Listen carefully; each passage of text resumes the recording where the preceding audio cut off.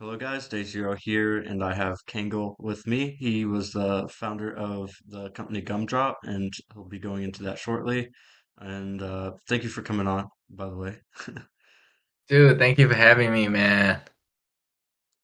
I'll just start by going into who I am. I'm Day Zero, also known as Tyler. I own Day Zero Media LLC, and Kango here is a guest on this podcast that we're having. And it's kind of a new thing I'm doing, just interviewing people from After Hour as well as CEOs, founders of companies that were successful. Jumping into it, pretty heavy here. So you obviously have been very successful creating companies, and going through that startup phase pretty well, and founding your own companies. So I'd like you to go ahead and introduce yourself as well as kind of get into uh, some of your accomplishments just briefly before going in deeper. Sounds good, man. So first of all, Tyler, thank you so much for having me on. It's kind of weird for me to call you Tyler because I know you as LaRue. But but yeah, dude, thank you so much for having me on. Right, everybody, my name is Kango, and I've been a startup founder since I was in college. And when I was 21, I built this company called Gumdrop and was eventually able to sell that company, which lead me into joining some of the best incubators really in the country and progress from there. Later on, built more startups and became a product manager. And now, working on various projects, and some of them are defense related. And that's where I'm at right now. Yeah, I'm excited. If there's anything that I can provide value today, that'll be exciting. I think you provide value every day, but definitely for the viewers of this stream, definitely. So jumping into it, what are some of the companies that you've pretty much built from the ground up or had the chance of being a part of? So to be honest with you, bro, most of the companies that I work with, actually, almost all of them, every company that I worked with, I had to go from zero up, right? The reason being is that I was never, funny, I was never either allowed or admitted into anything that was already built pretty much. When I was in college, as a matter of fact, I was international student. I wasn't American citizen yet, and I was international student on F1 visa. I remember I wanted to get a job as a boba barista, and that was all I wanted. I wanted to get a job as a boba barista and pay for my living expenses, but I wasn't allowed to do that because I was an international student. I wasn't American, so I couldn't do that. And instead, I joined a startup because the startup didn't really care about the paperwork, right? So that's how I got started in my startup career. And ever since then, I have just been very attracted to build from the ground up because that camaraderie, the excitement, right?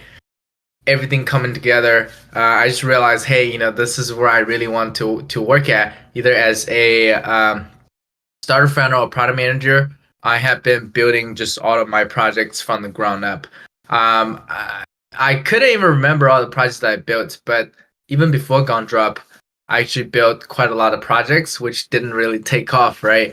And then Gumdrop was definitely from the ground up. Me and my friend, we were like, hey, COVID happened, can't make friends, right? What do we do? Can't date. What do we do? That was really an app that we did it for fun, and I personally, I really wanted to use for myself, right?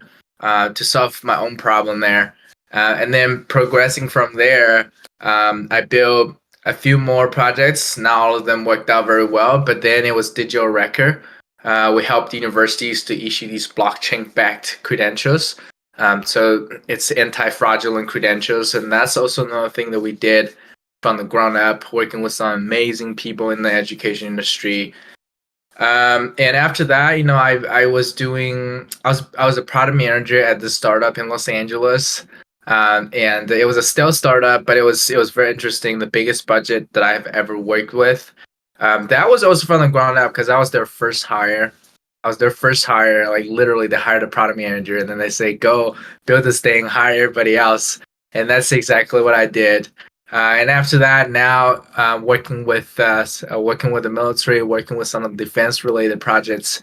We're also starting from the ground up, really, in a sense, because inside this organization there are just so much that you can do, and so much innovation that you can bring into so much problem to solve, really. Yeah, so I would say everything was from the ground up, bro. That's awesome.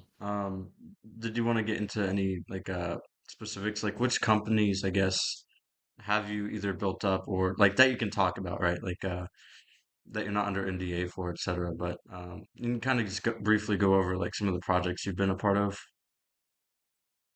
Yeah, so I think one of the most interesting projects that I've done was Gumdrop. uh, Gumdrop essentially was this mobile app that I built during COVID for university student, because I was a university student at the time. We help university students to make friends in the group chat rather than one-on-one conversation. In a 4 to 6 people group chat, and we gave them a map where they can hang out around campus, right? And essentially on the roadmap there was also, if you hang out together with the people that you meet on the app, you'll be able to get discounts with some of the partner vendors that we have around campus. So the problem that we're solving at the time was really, a lot of first year university student wanted to hang out, but they don't have a mean to, right? Right. And how can I help them to hang out in a way that they feel safe?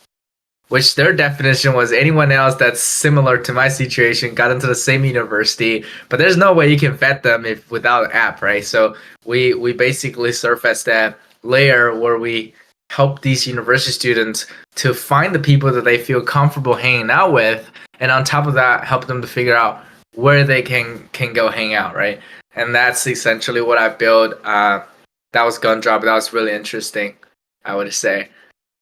Did you Only the project that had achieved major success, right? do you have Because there any are projects like, I mean, yeah, go decent ahead. success, but there are other projects that I've done which is not like, it didn't go like crazy, but I thought it was also very interesting. So what are some of those you can just kind of briefly touch on it, just kind of like the overall concept of the businesses. You don't have to jump into like exactly down to the T what they did, but Yeah, yeah, some of those side businesses that you've been a part of. 100%. So I think this is one of the very interesting one is called funnybone.ai at the time. That was like, of course, that was like a long time ago. That was 2020 or something like that. Me and my friend Gilbert, we were building 2020. We're already building Gundrop, I believe. 2020, late 2020, somewhere around there. And one of the idea that we had was, how can we best match the people on the platform, right? Whether for dating or make friends, how do we ensure that these two people are going to vibe? Because that was a huge problem. And we thought, hey, you know what? If these two people have the funny humor personality, if they have the same type of humor personality, they laugh at the same thing, then that probably means that they will probably vibe pretty well because they That's laugh at the same thing, interesting. right? So we thought, hey, how can we figure out? Because there's tests out there for personalities, but there's no test out there for your funny humor personality. So we built this thing called funnybone.ai, and essentially it's a personality test for your humor. We give you a series of memes and jokes to determine whether you're a dark humor, light humor, or what type of thing that you normally like to laugh at. You know, all these things, and then eventually file a report for you. With different graphs to represent, hey, here's the thing that tends to make you laugh. And then there's also a feature, if you have your friends link, you can compare with your friends and see, hey, what do we what are some of the things that we likely to laugh together with, right? And that's essentially the platform that we built. And I thought that was probably one of the most interesting projects that we have done. It was so funny, and I feel like if we done it properly, it might have been like the other personality test. You know the other personality test? You know Yeah, the yeah. INTJ, whatever There's stuff it is. Facebook ones. There's like like little ones that don't have any clinical like use. You know what I mean? So that they don't get like lawsuits and stuff. But yeah, there are Yeah, personality tests like ones that like psychologists use to sit there and determine as well like disorders as well as like IQ, all sorts of different things. So definitely. yeah, yeah. So that's essentially I thought it was very interesting that I built uh, product wise, right? Not service, not incubator wise. I think that was Yeah, that's a very interesting. interesting that I had built. Yeah, and every little thing kind of teach you a little bit about what you're doing, even though it failed, right? I had tons of projects that failed, and I had a project I would say failed like maybe a few months ago, right? So it's just everything that you do eventually gives you that little edge. It's all building up. It's almost like exercising. You're always gonna Yeah, fail, and then always that stare. it gets better. Yeah. Every failed project give me a lesson. Like Did even you every good project give me a lesson too. Honestly. did you want to go into briefly I hadn't heard it mentioned yet. There was also a project with like blockchain involved. Yeah. So that was called Digital Record. Um, I was able, and you know what? I love this project because it was also a project that I wanted to do. Spend out of my life as a college student. I don't know. At university, there's just so much fun things that I did. I feel like so many problems that I faced that I wanted to solve. And one of the things I thought was very interesting was that how expensive it was to get your degree, get your transcript, and how troublesome it is, right? You had to order it, and then you had to wait for a long time. And if you're international, you're kind of out of luck, right? You gotta wait for months before your stuff gets arrived. So at the time, I was really thinking, hey, what are some new technologies that could solve this problem? And I know some people are out there doing this already, which is blockchain backed credentials, right? Because blockchain backed credential, it's instantly verifiable, right? It's a digital link you send to people, and the people will be able to immediately know whether or not this is legit or not. So that essentially is a technology that we built and was able to achieve some successes in degree, mostly outside the United States. We did pilot with some universities like University of San Francisco, but then we also gotten contracts with universities like University in Nairobi and etc. So some of the pretty decent universities outside the United States, big universities outside the United States in their market where there's more need for instantly verifiable credentials, right? That was also something that we did, which was utterly fascinating. One is the problem space. Second is the people that you get to work with. I was working with honestly some of the wisest people that I've ever met, and people with some of the most interesting perspectives, such as Professor Warwick Paul from Queensland University of Technology, who used to be who used to be the advisor for Australian Prime Minister Kevin Rudd. Right? He has, he that was his job: do research, figure out where the need is at, geopolitics, right? And I'm not an expert on geopolitics, but I'm very interested, right? Uh, being born in China and now here in the United States, I care a lot about geopolitics. So it was very interesting to work with these people on this project, um, especially when there are things relating to their expertise, right? And also, this project really taught me um, the opportunities that are out there, the possibilities, because a lot of people are thinking, hey, we got to do things in person. We got to do things here, close to us. But the reality is that there are opportunities everywhere, right? Definitely. If you find a way, you can do things online nowadays. And the whole team was basically remote. We probably met the people just a few times here in the United States and China when we were traveling, and then we run into each other on these trips. Yes, we would see each other, but most of the time we were doing remote stuff. And who would have thought getting business in Africa, South America? That was to me, I before this project, I would never thought like, hey, I would have sales guys in South America. I would have sales guys in East Africa, right? It's definitely a interesting thing that I learned. You can do business anywhere. Definitely. So kind of backtracking a little bit, you did mention that you went through incubation and accelerators, right? Did you have any specific ones that you'd like to mention for some of the businesses that you were a part of, any projects you were a part of? Yeah, so as a matter of fact, I'm glad that you mentioned. I think accelerators, incubators, communities are actually one of the most important things, especially I think early on in my career. I wouldn't even call it a career. I think I just early on in my journey, right? Right. Because I was really lost, bro. I was really lost. I didn't know what I was doing. I did not know what I was doing. I was just excited, I think. I was just excited, hey, you know what? There's something for me to do.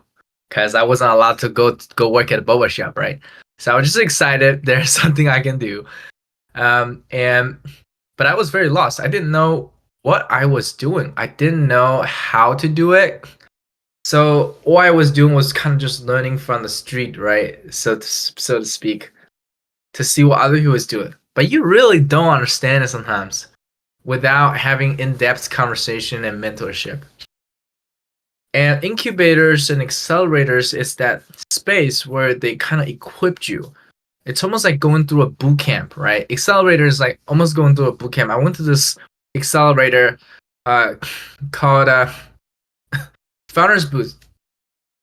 So Founders Boost is an accelerator, and then they have a chapter in Austin. They were just building it, and then I was in their first batch. I loved it because they taught me a lot of things about just startups in general and give you that network, right?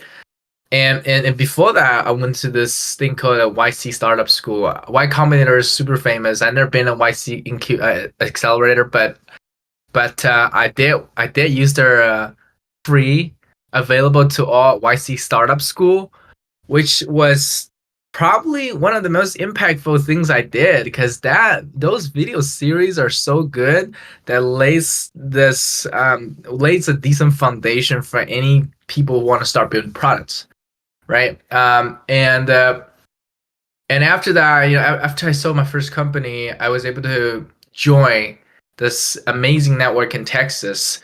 I think they're the most active early stage, kind of C stage investor group in Texas. It's called a Capital Factory. On top of the fact that they're a capital group, it's also a community because everything that happened in Austin, at least when I was in Austin, it happened in Capital Factory, right? So you're gonna be able to meet all the great startup founders that you can meet at a time by just hanging out at Capital Factory. That's awesome. So I hang out at Capital Factory and I loved it. I met a lot of great folks, and all these folks.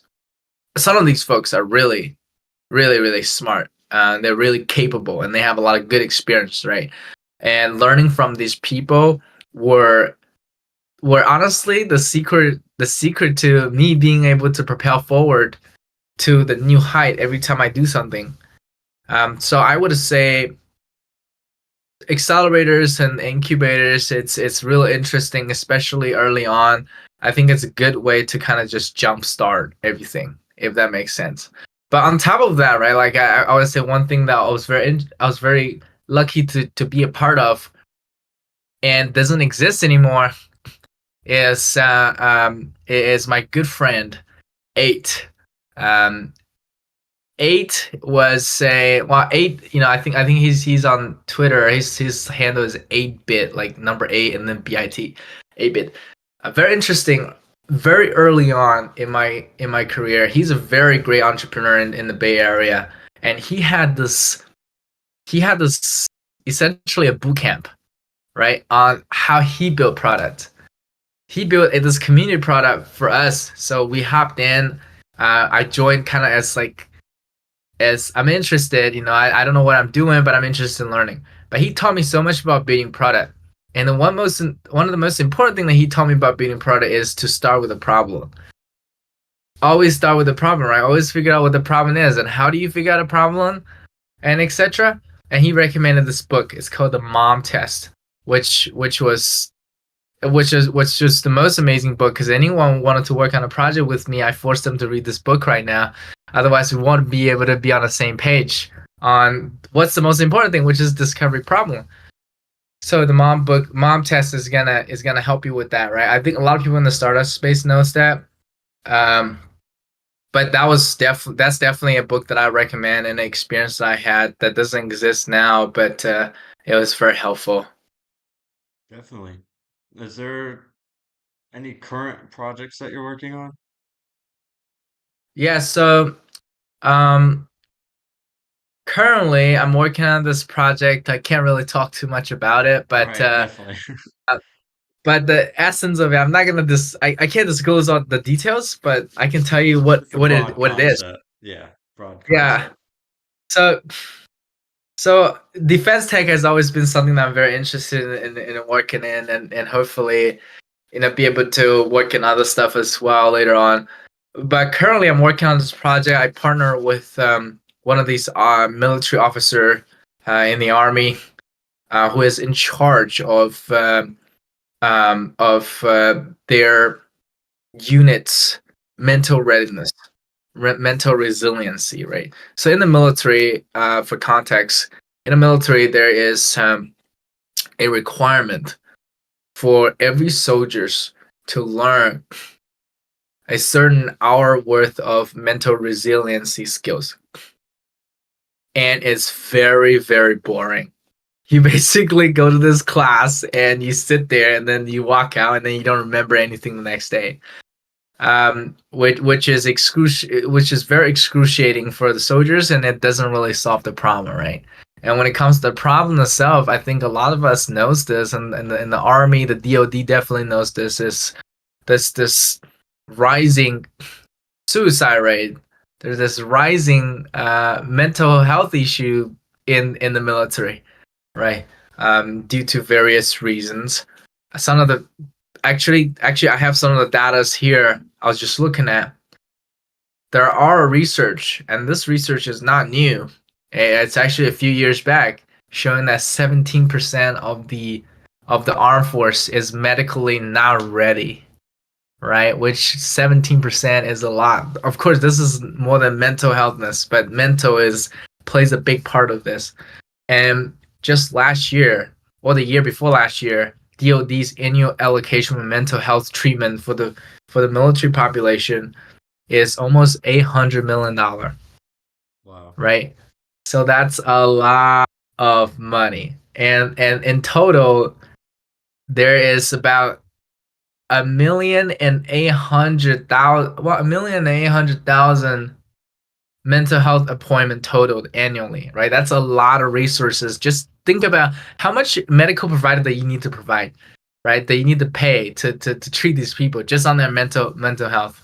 So And this that's is a big outside of problem. military resources, right? Because that's not including all the officers Yeah. that have degrees in psychology as well as psychiatry as well as social work. You're not accounting for your soldiers that are behavioral health specialists. So that's definitely also not included in that number that you brought up. Well, So the I don't know numbers about that, are a lot larger but likely. but it's the total amount of cost. That's the total appointment and the cost for just the whole military, right?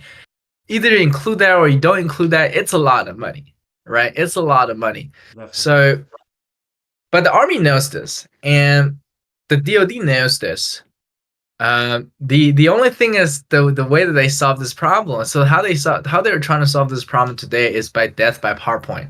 Hey, let's just send the soldiers in there and then let them go through this course and learn this technical skill. It's almost like teaching people how the bike works, but never let the people ride the bike, right? They don't actually put them on the bike and have them to actually learn how to utilize these mental skills. They just talk about these mental skills, which is not very helpful.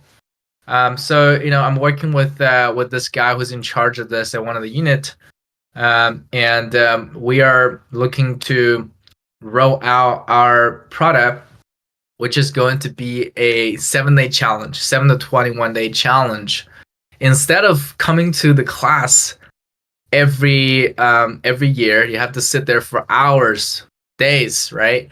Uh, that's by PowerPoint and not be able to learn anything. You now have the option to be able to every day spend maybe like 15 minutes, almost like headspace, right? You wake up, you spend 15 minutes on the app and learn about a skill, and then do one of the challenges, because one of the challenges could literally be, hey, name the emotion that bothers you and give it a name, right? That's day one challenge, as a matter of fact. So we do 7 of these challenges or 21 of these challenges on the app rather than having to sit in the classroom to listen to these boring instructions, right?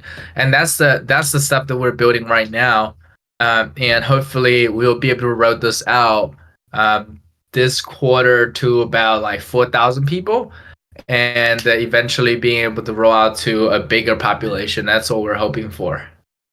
Well, perfect, man. Is there anything that you'd like to, any closing thoughts or, anything that might be eating away at you in your mind that you'd like to talk about before I cut off? I would say I would say I'm very excited to see what you're working on, man. Honestly, I saw there are a few initiatives that you're taking on. The working with After Hour. Running this new podcast, right? Tell me more about what you're working on, man. Like, and also this morning you were just showing me, bro. You made $2,000 just this morning. Off some stocks. So, dude, how did you do that? Because I make like $200 this morning on my stocks. How did you make 2,000, bro? So, in-depth knowledge on the market as well as being able to read the order books. Like I saw over the weekend, some really high orders were being placed for today's market open. Obviously, at market open, you see all these stocks. It's like Nvidia, especially, just blew out of the water. But my options this morning were up about 350%, almost 400%, um, which off of $100 worth of money obviously would have been a lot of money. Would have been well over $400. So you can kind of see that how that multiplicative factor there helps. And you can catch most of my knowledge there on After Hour to the viewers. I'm Day Zero. This is Kangle. I'll have his After Hour handle posted as well. On top of that, I'm also working on merchandising, setting up a Shopify store, tying it in with Printify, making sure the designs are high quality and not just screen grabs of the logo online, like actually going in and making sure every single pixel is, obviously put into more detail than just the, internet logo. Because obviously it's being printed on a shirt, it's going to need to have more depth than what you would see online. So that's definitely what I'm working on. And then depending on official partnerships, we'll see where that goes. Currently, it's just being done with the permission of the app, being done with the permission of the founder. So that's exciting. Past that, obviously these podcasts are going well. I've been interviewing. The group I'm part of has been interviewing a few different leaders. Uh, who am I kidding? Definitely, I've been interviewing some pretty intelligent people, as you can see here. Kangle, as well as we had Michael Moe on recently with being interviewed by Alloy. Uh, that was pretty perfect. Also in the I works know is that Alan was Evans of cool. UMac, and then going Unusual Machines, which is a defense drone company, which goes kind of what we're saying with defense and kind of how the military's adapting and evolving, right? The Army's always Yeah, looking for ways to improve their current technology. to So that's maintain it, to maintain maintain its readiness strength. Yeah. current difficult. Yeah.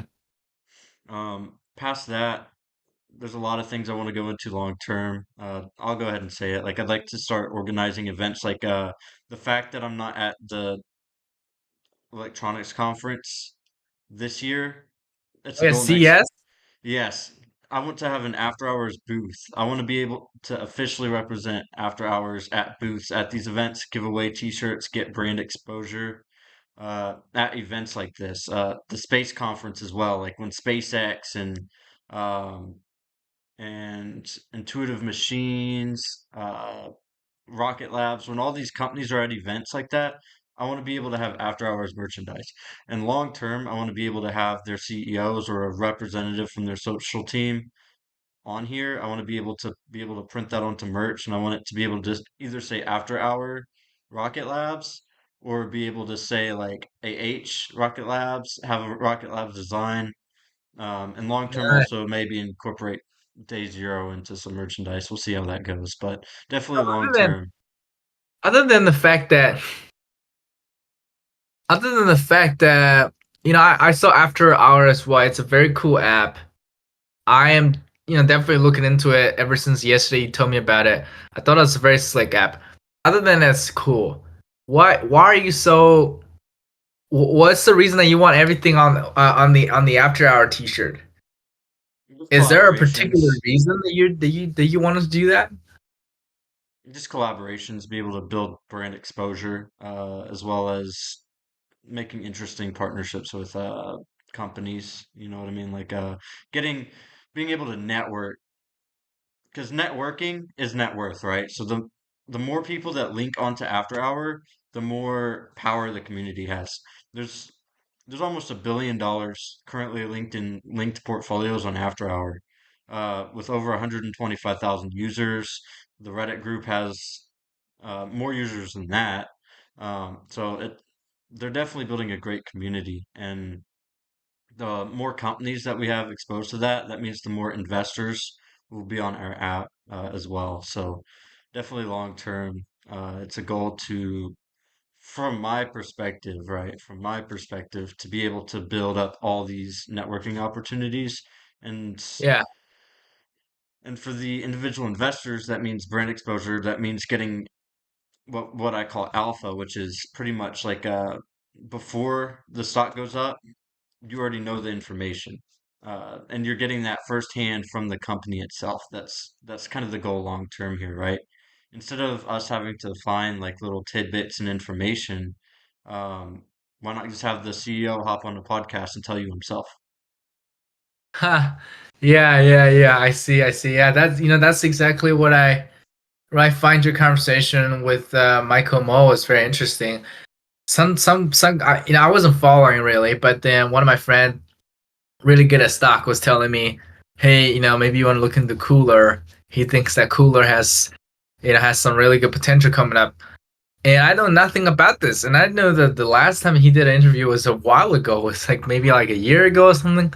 So I saw this interview and I was like, hey, this is awesome because now I get to learn, what's coming, what's up and coming for the company, and potentially to see, hey, how the stock is in relating to that, right? So I thought it was very good. This interview series is very good, bro. I'm very glad that you're doing this, and I'm very honored that you are having me on today. Definitely. One correction just for the viewers. Obviously, as you can tell, it wasn't my voice in that interview. It was Alloy. It was an after hours interview with the CEO. I helped with the questions. I helped with the recording process, from a community standpoint. So these interviews don't necessarily need to be done by me. As long as I'm there to record them, I'm open to opening up the floor to provide a platform for companies as well as individuals that want to interview companies and just incorporate the Day Zero brand. So I don't have to be the only person. I don't need to have a monopoly over the market, right? That's kind of unattainable at that point. So definitely if there were, I can also facilitate interviews as well. Community interviews for After Hour. That's good. Yeah, that's actually a great way to scale up, right? It's easy to Definitely as scale that well. way. Anybody do the Yes. way. I didn't want to boost myself up there, but yes, that's definitely introducing scalability, right? Like same thing with these events, right? Like CES, etc. Like I'm not gonna be able to be one guy going to all these booths. Like I'd shout it out on After Hour, be like, hey, everyone show up. Anyone who shows up gets a free t-shirt. They help facilitate spreading the brand name, and all of a sudden it gets Forbes magazine article, you know what I mean, or Business Insider, you know what I mean? So definitely long term that's great. And if you look up After Hour online, they've already had interviews based on their app's performance and based on the creator's performance. But from a community standpoint, which is what I represent, right? Like I'm not officially, working for them or anything like that. I'm just kind of like a com community organizer. Like I'm just going around um, working what I can. From a community standpoint, I'd like the community to also be able to get some articles done for them rather than just oh, this many users, this much money. You know what I mean? I'd like it to be like, oh, 100 people from After Hours showed up to a booth and like here's a picture and it's a symbolic moment type thing. So Yeah, dude, I can see you really dig the community. I can definitely, see you really like it, and it's gonna be good for you because early stage, right? If it goes well, you're gonna definitely gonna be one of the biggest beneficiaries because of all the fan base that's coming in, right? It's a great way to build connections. It's a great way to build more fans, right? So I I think see it's I see After Hour as a not just a building block, but basically it's a facilitator, right? Like it's the platform. That's what it's always going to be is the platform for you to be able to not only meet other people and network, but also to be able to meet verified traders. Because like you can verify your portfolio on there. It'll show yeah. exactly what stock positions you're in, and basically your money's where your mouth is. And so you'll attract a following a lot faster that way than on an app where you're like, oh, I made $1 million today, and then you have a screenshot, but who's to say that screenshot's not doctored, right? It's kind of going into that Yeah, yeah, verification, like you were saying yeah, yeah. with your project. So it's True, definitely true, true, interesting. true. I agree. I agree. I think that's why when I saw, I was like, man, this is dope because now if someone's record is good, we can follow his trade now. We Definitely. can follow his trade. You can copy trade right in the app. That's a amazing feature. Like you can click copy trade and it'll literally take you to the Robinhood app, show you the exact trade, and it'll let you look at that trade and be able to buy it as Oh, well. really? I didn't see Yeah, that feature, but it's a copy I'm trade gonna feature. explore, bro. I'm definitely gonna explore. Since starting from yesterday, I was like, man, this is dope. But Well, I appreciate you for coming on and doing an interview with me, as always, Kangle. dude, I appreciate you for having me on, bro. I haven't done this in a while, and I think it's good to sometimes, get yourself out there, and then just to me, it's almost like documenting the journey. This Definitely. is That's how what I it view is. it as well. Like I've grown a lot since you spoke to me last and you're going places as well. So I thought this was a wonderful opportunity to talk to each Yeah, other yeah, again. we gotta do this, just throughout the future, because sometimes I look back to my past interviews, my past podcasts, and I just thought, man, there are so like things has become so different, and even sometimes the way I think some things doesn't change, and it was good, right? Sometimes I feel uncertain about something in the past, and then it turned out to be, hey, I was right. It's like Bitcoin, I I think I was kind of uncertain.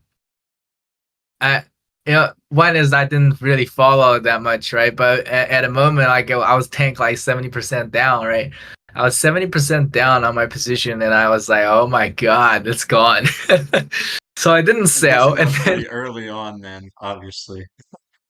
yeah, but I didn't sell, right? So now I came back up. I was like, "Awesome, that's beautiful." That was beautiful. I didn't do anything, but it was that it's just interesting, just documenting the journey and seeing what happened, what didn't happen. What was I right, what was I wrong about, right? So it was very interesting. So thank you so much for providing the opportunity today, man. Definitely. obviously when you're running $1 billion company here in a couple years, you're welcome on as well, you know. We got to. We got I to. have I have faith. I have faith. I gotta, push hard and hopefully, if Lord's willing, give me a good project that we can go there. Definitely. Well, I appreciate you and have a wonderful day, man. You too, buddy. I'll Stick see you around for a later. minute, but yeah, I'm gonna cut